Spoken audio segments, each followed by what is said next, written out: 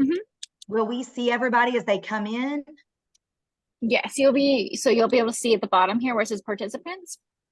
And then you'll go to attendees, we're panelists considering, and then they're attendees. So you'll see the attendee list Okay, attached so there. I can get started. Yes, yeah, there's 5 total right now Okay. that are on the list, but feel free to get started. And it is being recorded for everybody's reference, and we'll Okay. be emailing that out afterwards. Okay, well, I'll just wait just a few minutes and then I'll get started here in 2 minutes. Sounds good.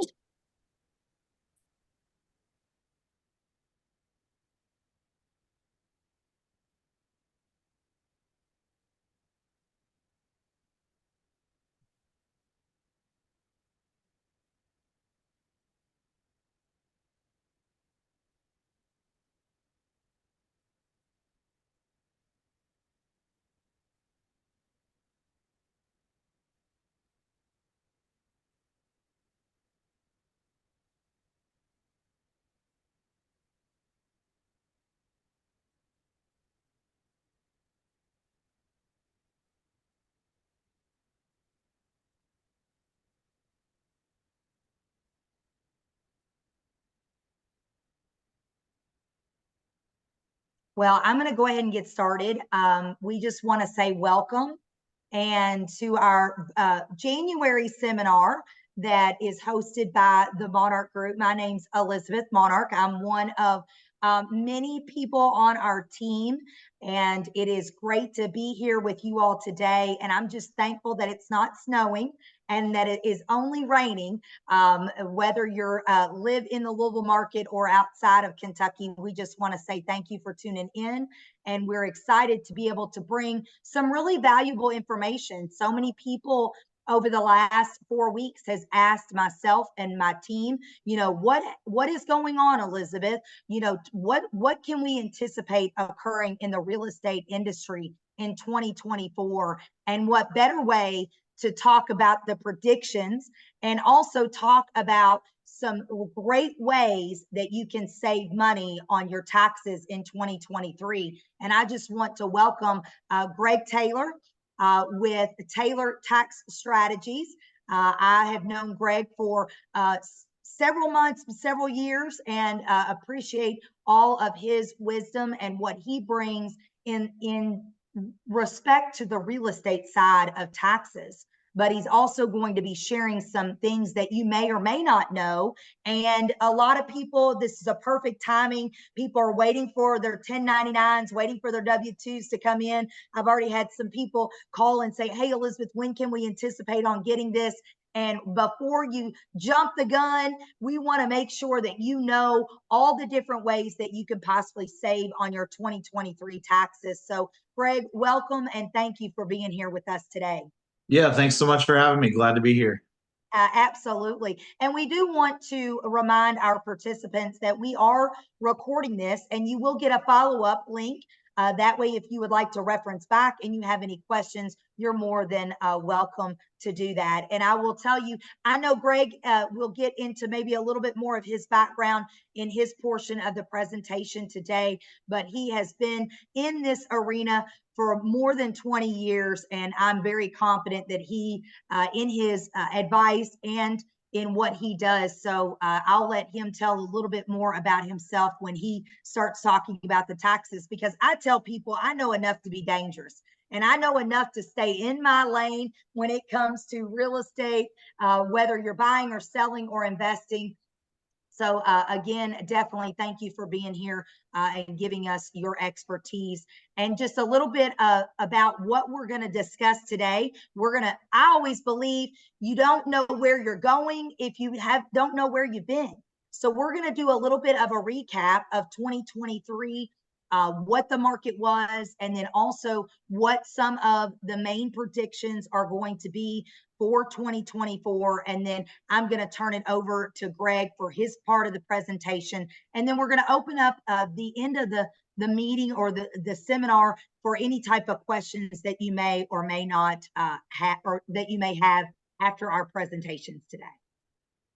So a little bit of background information about myself. And I do think I've got several of our team members here. I firmly believe that we are better together and that we work as a team. We all bring our expertise to the table, and we have over 2 decades of real estate experience, everything from investments to real estate auctions, to also just helping people, I don't want to say just, helping people buy and sell every day that are moving in, that are moving out of the city, and or just moving because they need more space for their family or they're downsizing. We've got several team members that specialize and have gone and gotten certain designations for their senior real estate designation.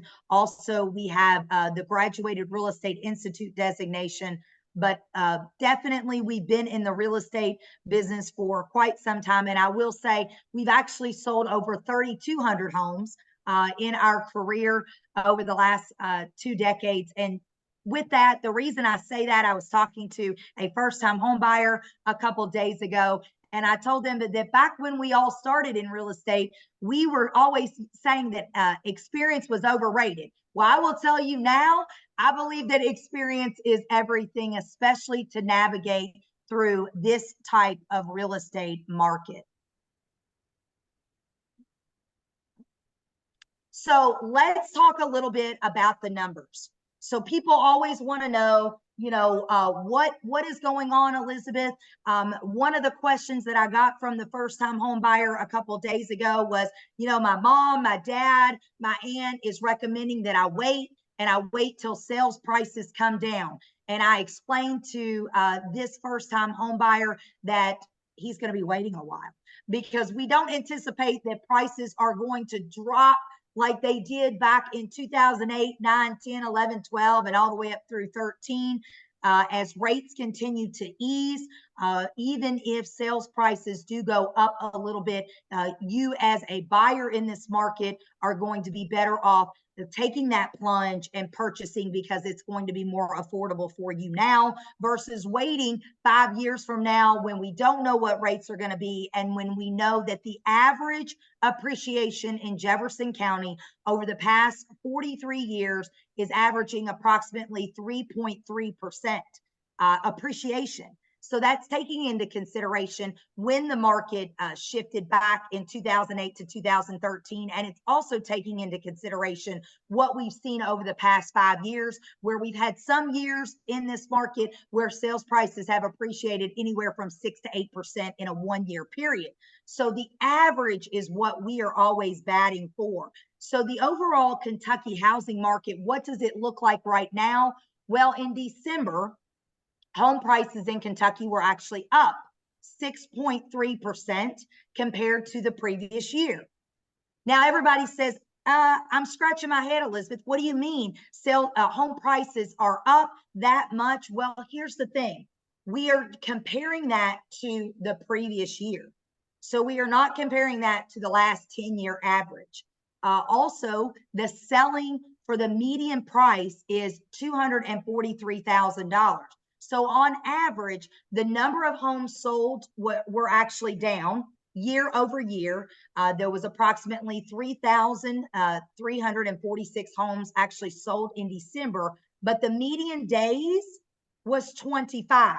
Now, oftentimes people will ask, well, Elizabeth, you always say all real estate is local, and you're absolutely right. It is local. So year to date for the entire MLS, for the Greater Louisville Association of Realtors, that comprises of 12 counties. So I'm giving you all the macro look.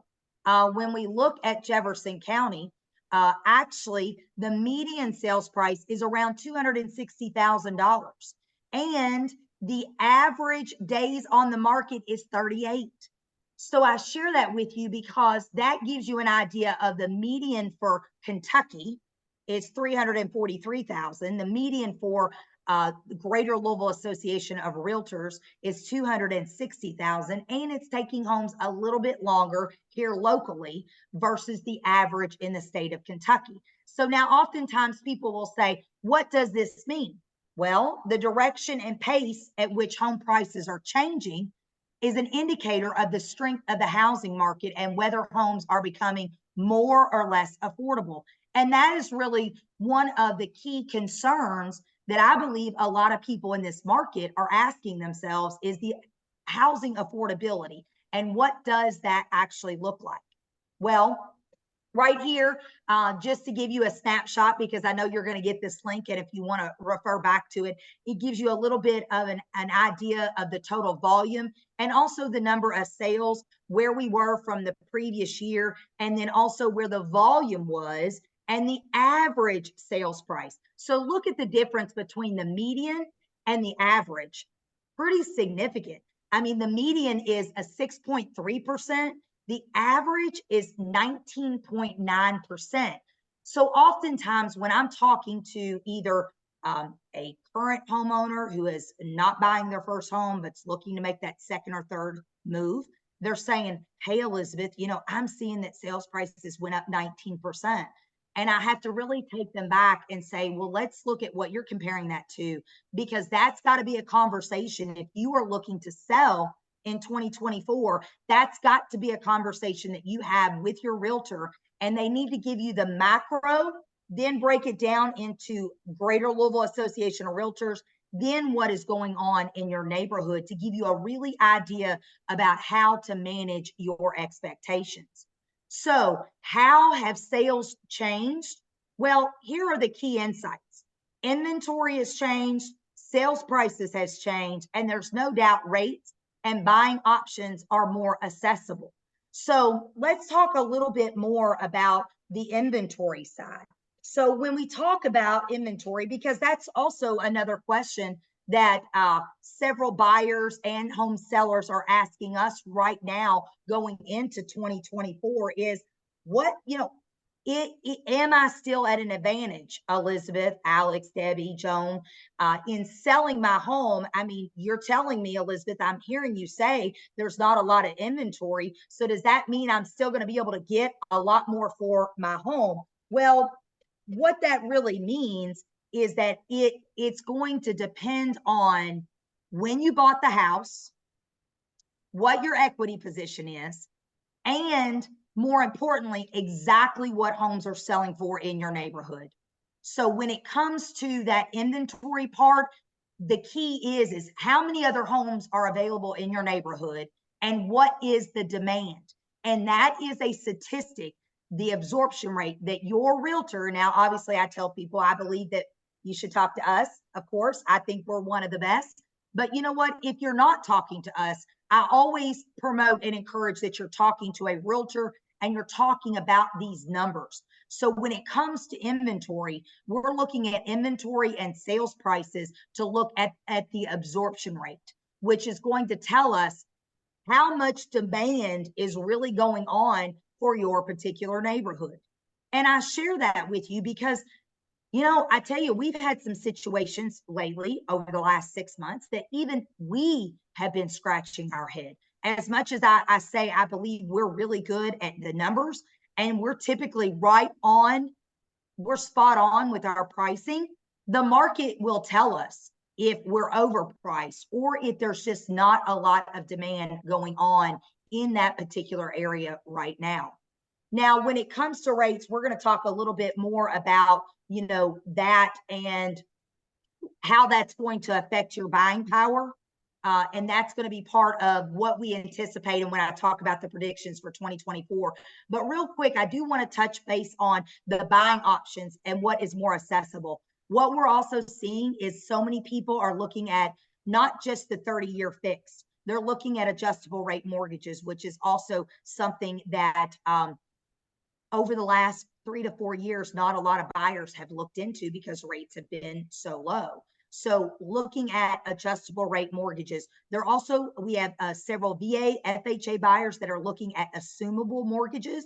That may be something that you're like, well, I've never really heard of that, Elizabeth. Well, you know what? If you are able to qualify for FHA and VA, and there's a home that's for sale, that there's a current VA home for, you might be able to qualify to assume that loan. I was just talking to another seller we're looking at doing a possible assumption on the loan because the VA loan is currently setting at 3.7%. So when we say key highlights and how have sales changed, Those are the things that we're looking at going into 2024, because it's not just going to be, yay, go out and get that typical 30-year mortgage and you're going to have that 4.5% interest rate. What we are having to do is look at our client situation and ask those type of questions to make sure that they're taking advantage of every possible buying option that is available to them, and also making sure that they clearly know what is going on in their neighborhood regarding the inventory and the sales prices. Now, another thing that I get asked, and I know we get asked a lot, is are there enough homes for sale to meet the buyer's demands? Well, at something that you've got to take into consideration is the direction and pace at which housing supply changes indicate whether the option for buyers are increasing or decreasing. They can also indicate whether homes are lingering on the market or being sold faster than sellers are listing them. And as you will see, in December, there were currently 12,362 residential homes for sale. And this is a key indicator that when you are looking at, are there enough homes? Just like we've been asked, you know, am I going to, Elizabeth, Alex, Debbie, Joan, get back into multiple offer situations? And our answer is yes. As rates continue to go down and we see sales prices stabilize, not necessarily decrease. And this is something you must take into consideration. When people see that that listing prices are coming down, it's because sellers are still pricing them too high. And they're really trying to figure out where is the demand in the market. So we're seeing those values come, or those list prices come down. And then that's where, you know, when that pricing gets right, those buyers are going to come in and start making offers. Well, as prices are coming, list prices are coming down, that doesn't mean sales prices are coming down. It just means that our sellers are really optimistic on their pricing that they want, or the value that they want. As rates start lowering, we are going to see multiple offers in certain areas where the prices continue to come down because they've overpriced them. They're not coming down because all sale prices are coming down. So that's really where we're having to educate that buyer and educate that seller, that when you see that the prices are coming down, that doesn't mean that all values are coming down. Different between pricing and values. That just means that sellers are listing too high and they're having to come down. If you are wanting to buy a home, we are telling our buyers, get into the market now. You can always refinance in 6 months, but keep yourself from getting into that multiple offer situation. We truly believe that there are more and more homes that will become available this year. And another option is new construction. And that's where people are leaning on us to talk to them about, you know, are there enough homes? There are. We may have to adjust your expectation, but that is definitely a conversation that we're going to have with you. Now, how competitive is the market? Well, let me go back real quick. You know, the current market, there's notably a 14% increase in new listings. So that right there tells you we're starting to see more listings come onto the market. Also, what I think is very important is that the average sale price has slightly declined. So we're seeing a slight decline because we do believe that sales prices will taper off, and we aren't going to see that 8 to 10% increase in a 1 year period. Now, the overall Louisville market, which a lot of times that's, you know, a lot of our sales come out of the Louisville market. The average days on the market has increased 35.7%. So in a market where high interest rates are causing buyers to hesitate, the limited supply of just 1.7 months of inventory indicates that the market is still favoring our sellers, but it's still taking a little bit of time to sell those homes. Now, what you'll also see is the price increases were not large enough. So despite what I've been saying, despite the price hikes, a 12.3% drop in total market value to 4.5 billion nears the Louisville pre-pandemic level of 4.2 billion due to fewer transactions. I mean, those are the numbers. And you know, we do anticipate more homes coming on to the market. Now, the overall Louisville market last year, the number of active listings dropped another 8.1% overall in 2023, and the number of homes sold were down by 15.9%. And this is based on 2023 numbers. Now, where do we see the market going? Well, hands down, we expect rates to fluctuate. There are several articles, several real estate gurus that are saying they anticipate rates will hopefully hover down to 5%. But I will tell you right now, as of yesterday, the 30-year fix was setting at 6.8%.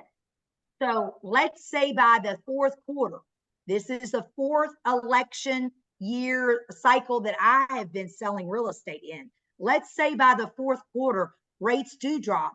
And let's say you find that home and you go ahead and buy. That is going to be worth the refinance. And there are a lot of programs out there and a lot of lenders that are offering that first refinance. They're going to help you with the fees. So again, one of our predictions, some are saying that by the end of the year, it's going to close out at 5% or less. So why not go ahead and get into the market, get approved, and start looking now? Also, with inflation, despite inflation, we believe that buyers' buying power is still going to be strong. Now, here's what we are seeing that we believe is going to be different from the 2001, 2, and 3 market is we believe that sellers are going to have to start getting realistic when it comes to repairs. And a lot of that does go into a little bit of rates, inflation. We do believe that the buying power of the buyer is still going to remain strong, and that sellers are no longer just going to be able to wipe their hands and say, I'm selling it as is, take it or leave it. So we're starting to see more and more sellers, and we're managing their expectations with that. And as I've mentioned before, with supply, we anticipate seeing a gradual increase in the housing supply, and that is anticipated across the board. With new construction, we are also, one of the predictions is that we're going to start seeing more and more first-time home buyers come into the market also. Now, I'm going to turn it over to Greg, and I'm going to let him talk a little bit about some things that you need to know before you file your taxes in 2023. Thanks, Elizabeth. Appreciate it. That was some really good information. One thing I wanted to bring up about, you were talking about rates. If people are buying down their interest rate, that is also typically tax deductible. So there may be a random exception out there that I'm unaware of, but in every situation that I am aware of, buying down that rate is another deduction on your taxes. So that's another way, when you're being a little rate conscious, that you can actually save on your taxes at the refinance time or at the initial purchase. So I'll tell you a little about me. I am Greg, as Elizabeth said. I've been doing tax strategy for about 15 years, accounting work for about that long as well. And then I've owned real estate for almost 20 years now. So it's weird to say that for me. So I don't necessarily feel like 20 years is how long it could be, but that is correct. So bought my first property when I was in college and rented it out to my friends. I did not know anything really about buying properties or growing a real estate business at that time. My mom had been a realtor my whole life up in Cincinnati, but I just have learned a lot over time, spent a lot of money on coaching and just learning how to be a good real estate investor, and then also how to do a good job with strategies. So I was doing the real estate thing and got into tax strategy because I was approaching my CPA, who was doing my taxes, consistently bringing strategies to him. And I was already doing books, have an MBA, doing accounting, and I was consistently coming to him and saying, hey, what about this strategy? Can I do this? Can I do that? And he would say, oh yeah, that's a good idea. And I said, wait a minute, I'm paying you bring me these things and you're not doing it. So I started a tax strategy and accounting business with that in mind. So that's our main focus, and that's why the name is Taylor Tax Strategy instead of Taylor Accounting or Taylor Bookkeeping or anything like that. So if you want to go on to the next slide there, Elizabeth, I don't remember if that one has the details about me or if it starts. Okay, so 8 things to know before you're filing your taxes. So I want to talk first about a couple of things that are still left over for 2023 that you could potentially capitalize on. So there are, if you own your own business, and that could be a Schedule C on your personal return, which is kind of a sole proprietor. That's the most basic, if you will, type of business, up to, you know, an S corp or a partnership. A couple things that we can still do regarding that is related to retirement contributions. If you have not maxed those out, we can certainly look at that, or you can look at that with whoever prepares your taxes, as well as your retirement person. Another thing is cost segregation, and I'll get into that in a lot more detail later on in the presentation. But if you or investors bought property last year, you could still look at a cost segregation study. You can actually even look at it for prior years. They say that you can go back 15 years, but I think as you start going back more than 2 or 3 years, the benefit of that cost segregation study versus the cost tend to diminish. And so it's not really worth it, in my opinion. Although it's legal to go back 15 years, it's not really worth it, in my opinion, to go back more than 3 to 5 at the most. And then the last one, some people have given themselves distributions, but they also have put money into their company within the same year, or maybe loaned their company money, or taken money out in different ways. And those can actually have tax implications. If you've put money in and we call it a loan versus if you put money in to your company and you call it an owner's contribution, like to keep the company going. So those are a couple different things. We look at the way that people classify those contributions into the company as well as the money coming out. So I think next on the list is a little more about cost segregation. No, some more details. Sorry. I think some of this might have changed up a little bit since I took the notes, but that's all right. So one thing that is very important to do is to meet with a tax expert. So all of my clients, I tell everybody who interviews with me to be a client of mine in my company, if you are not willing to meet with me at least on a quarterly basis, I am not the best fit for you, because I want to save my clients money on their taxes. And if we are not meeting regularly, I don't know where their businesses are as far as income goes. And we are not talking through some of those strategies, and also a little bit of accountability check-in, right? So, you know, I remember on one meeting I said, Elizabeth, have you done this? And she said, yes, I did. And on another one, she was a little more nervous if she had got it all done. So that happens sometimes. And that's the purpose of these regular meetings, right? Because you guys are running a business, whether it's real estate or something else, your investors are in the same boat. And you guys can forget, just like I can with stuff. So I have a weekly meeting where we go over things as a company that we need to be reminded of. And there are often times where all of us have 1 or 2 things that we have not gotten to. So it's good for those regular reminders. Another thing, if you are set up right, and there's a couple different ways you can set up to do this, but you can hire your kids and pay them. And that can be a deduction as a business owner. And when I say you, I know some of you are real estate agents and maybe part-time even, and then some of you might have investors or have other businesses. So I mean all of those people when I say you. But you can hire your kids, you can pay them, get a deduction from that, and that money can be used to go into a retirement account to start them at a young age. Because if you've hired them, they are then earning the money, and at that point that can be put into a retirement account with some deductions as well for them also. And what I am choosing to do this year is I am hiring my kids, and then they are paying for some of their own schooling with the money that I hire them and pay them. So I get the deduction from my business, and then they are paying for some of their own expenses that I would otherwise be paying for. So they're still getting plenty of benefit from it, don't get me wrong, but it's just a way to kind of make some of those expenses be deductible by putting them on your kids and letting them earn the money for them. And it's better they earn the money from you and you get the benefit than go work at Chick-fil-A or somewhere else when they're of age to do that. So the last one I always bring up with people, especially in today's age and over the past I don't know, 7 to 10 years. We've all explored different health insurance plans and ways to do that and make it cheaper, given the marketplace and all the things that are going on. Health insurance is deductible if it is a qualified plan. If you are using a medical sharing plan, there's like Christian Healthcare and some other ones like that that people use.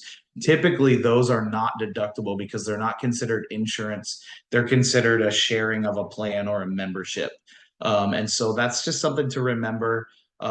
With health insurance, there's a lot of things to explore, like HSAs and other ways to deduct that. So another big thing is the estimated payments. We want to make sure that you are staying on top of that. I know Elizabeth is really good about checking in with me. Hey, Greg, what do I need to pay this quarter, if anything? And so we've done a pretty decent job this past year of getting that number down, and I anticipate it getting even better in 24. So basically, you just want to be checking in. You should get, when you do your taxes, if you owed money at the end of the year and it was significant, and by that I mean really over 2,000 to 5,000 or more dollars, you should be getting estimated payment vouchers from your tax preparer. If you didn't, or you can't find them, which happens honestly with my clients, it's mixed in there with all those other papers, and sometimes they're not sure where to find it. Just ask them for another one, and make sure that you're sending those in. If your company is having big changes from the previous year regarding that, then maybe check in with your tax preparer about what those estimated payments should be for that quarter. Because if there was a big change, either up or down, you might need to pay more or less depending on that. So again, that's where the tax strategy, those regular meetings really come into play. And then we have the tax election structure for your company. So there's lots of different benefits depending on if you're a real estate professional, if you have an S corp or a partnership or sole proprietor, as far as what you can deduct, how you deduct it, how you pay yourself. One big thing switching to an S corp does is it will save you 15% on Social Security taxes for the amount that is not included as earned income. So basically what you do is you end up splitting your company. You don't split your company, but you end up splitting your earnings from your company into two separate buckets. One is your earned income for working in your company, and the other one is the money that you make for owning your company. And so the money that you make for owning something is not taxable for Social Security. So that's a way to save 15%. You do need to be over a certain amount. So it's definitely something you want to talk with a tax advisor about before doing. Another thing I always tell real estate people, please never forget this. Do not put a rental property in an S Corp company. If you have elected S Corp and rental property never go together. So please don't do that.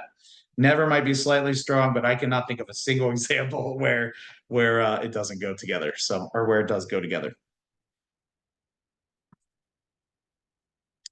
And let's see. So that's all we have on the list today. Let me tell you a couple more things about cost segregation, and then we can get to some Q&A time. So basically, cost segregation is where you're taking your expenses of purchasing the property and you're splitting it into different categories. So most of you have probably heard of 1031 exchanges.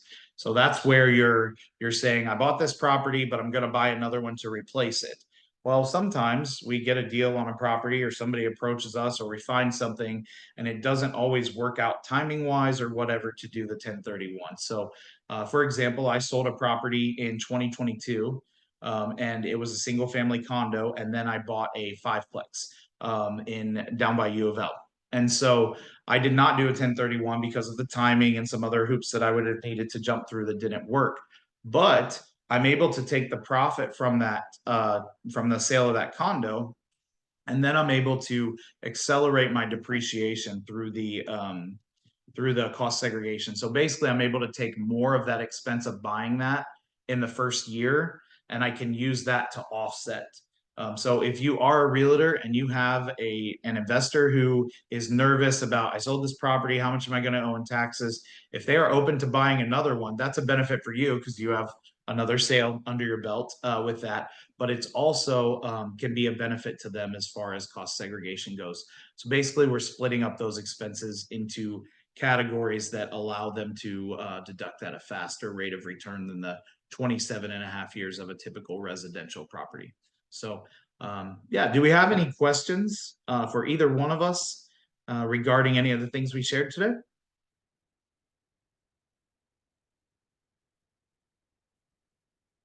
So Greg, I know, the cost segregation was one avenue. I mean, I've been doing this for 20 years and I've heard about it, but I didn't know much about that. So thank you for that explanation, because I think, working with investors, that is definitely an option for that. In terms of people that may have just be doing their taxes by themselves and they're just not for sure. I mean, what's your advice on how important it is that they actually hire somebody to help them with their taxes? Yeah, so even if you're doing them yourself, I think you would still benefit from meeting up with somebody, on some kind of regular basis and quarterly, twice a year, something like that, to just discuss with them different strategies that you could be implementing. A lot of these strategies do get a little more complicated, so there's extra forms to fill out, extra things that you need to do to make sure that it works. And some of the tax softwares don't they have the forms in there. They just don't really do a great job of helping people with those more advanced forms. They're made for the person who really has a W-2 or something like that. So there are a number of tax preparers out there who are comparable or pretty close to comparable on pricing of doing it yourself through TurboTax or something like that. So. And Debbie, did you have a question? She can't do it with audio, but we can kind of go through the questions she's asked in the chat. Okay. Yeah, so Debbie, I see your question there. Can you hire what is there a minimum age when you can hire the children, and can you hire grandchildren? So there is there are labor laws, and obviously you have to watch out for those. So if they are your own children, you can have them do maybe some kind of like promotional pictures for your business or something along those lines. So you can image likeness type things if they're really young and you want to use them maybe in social media posts or anything like that. So you want to check with labor laws with an attorney if you need to. A lot of those things you can Google honestly and find out kind of what the laws are there. But there are ways basically from a baby all the way up to be paying them as a deductible expense for your business. And then regarding grandchildren, you certainly can hire your grandchildren. There's just not it's not as many benefits to the parent, but if a grandparent wants to hire their grandchild and have them direct that money to a retirement account or something like that, you can certainly do that. You just want to make sure you stay within those labor laws. And then if you are an S corp, there's some more complicated depending on what type of structure you have of whether you have to do withholdings of taxes or pay Social Security and things like that. And so that's where it can get a little more complicated with grandkids.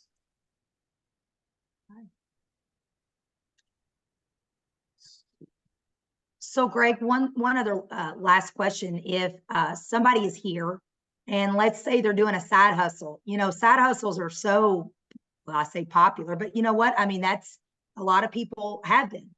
At what point should somebody consider either incorporating or, give us some advice on that? Yeah, so as soon as you start making money and Debbie and Julie, I do see your questions as well. So I will get to those. As soon as you start making money from your side hustle, you are able to claim that on your Schedule C, which is basically a sole proprietor. So it's kind of that basic level business. At that point, you do get a lot of tax deductions. So then some of the things that you want to consider, I always tell people when they're considering opening a business or moving a business, to an LLC or whatever like that, you want to talk to three people and consider it. You want to talk to your tax person, you want to talk to your insurance guy, and you want to talk to your attorney. At a minimum, those three, because there are different exposures to risk and liability legally and things like that are kind of outside of my purview. As far as taxes go, generally there is not a difference between a side hustle that I put on a Schedule C that has an LLC and one that does not. So tax wise, you can claim the same. You claim the income and then you claim the expenses. And there are benefits to claiming those expenses. You can a lot of times, especially when you're first starting off, you can write off enough that you're actually decreasing your taxable income from your W-2 job or your spouse's W-2 job if they have one as well. So certainly you want to get that on the Schedule C when you're getting started because it's going to help you with that. And then as your company grows and income increases, I would say if you're seeing a profit of 70 to 80,000 or more, you want to talk to somebody about what it means to become an S Corp, and some other ways that you can deduct things through that. So Debbie, I see your question. Could you direct it to an education fund? I assume that's meaning for the child. So the child is allowed to direct that money wherever they want, and obviously, if they're a minor, that would be with guidance from their their guardian, whoever that is, a grandparent, parent, or whatever. However, an education fund doesn't give you a tax deduction, whereas a retirement account does. You would want to check with your retirement advisor, but I've been hearing some rumblings about the idea that 401ks or IRAs can be used for education as well. I know that it works the other way where education funds can be rolled into certain type of retirement accounts, but I don't want to speak out of turn or get over my head with with what those funds can be used for. So, and then the second question, can a child hire a parent for their company? Yeah, that's true. I actually offered my dad a job last weekend. So you can hire your parents. Again, it's a deduction for you. Your parents are of a different age, depending on what they need. There might not be as many benefits. It may be the same for your parent as if they had another job working somewhere else. But if they are contributing, that's certainly a deduction for you if they're an employee of your company.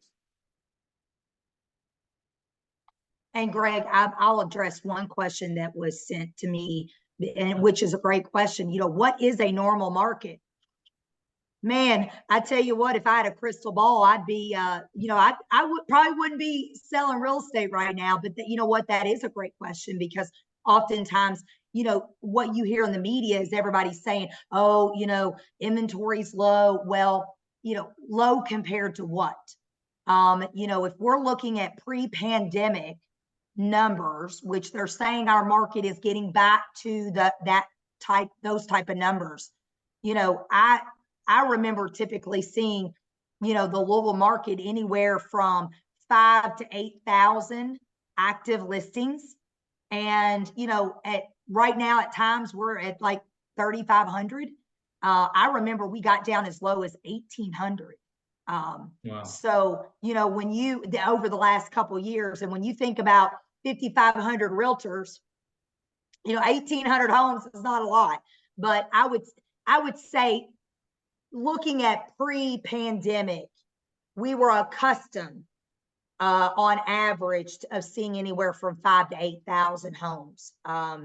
And, of course, the ones that were in good location, priced well, and had condition typically sold faster in that market. So any other questions?